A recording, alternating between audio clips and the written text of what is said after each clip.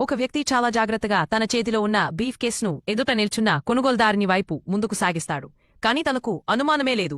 ఏమీ తనిఖీ చేయకుండా ఆ కొనుగోలుదారు నేరుగా ఒక బోరి నిండా మినుగుతున్న వజ్రాలను అతని వైపు విసిరేస్తాడు. అంత తేలికగా ఈ ఒప్పందం పూర్తవుతుంది అనుకోవడం అతనికి ఊహ కూడా కాదు. అతను వేగంగా బ్రీఫ్ కేస్ తెరిచి అందులో ఉన్న ఖజానాను చూపిస్తాడు. కనిపించేది కేవలం తుప్పుపట్టిన ఇనుప ఉంగరం మాత్రమే. కాని కొనుగోలుదారు దానిని తాకేందుకు చేయి చేస్తానే ఆ ఉంగరం నుంచి ఒక ప్రకాశవంతమైన బంగారు కాంతి వెలువడుతుంది. ఆ క్షణమే ఆ వ్యక్తి కన్నుల ముందే కొనుగోలుదారు ఎలాంటి స్పర్శ లేకుండానే గాలిలో నుంచే ఆ ఉంగరాన్ని తన చేతిలోకి లాగిస్తాడు. మరుసటి క్షణంలోనే ఆ ఉంగరం గాలిలో కనిపించకుండా పోతుంది.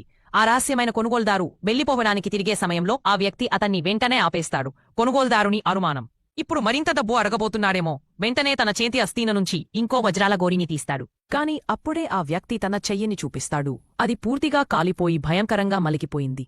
అతని కళ్లలో ఆశ మెరిసిపోతుంది.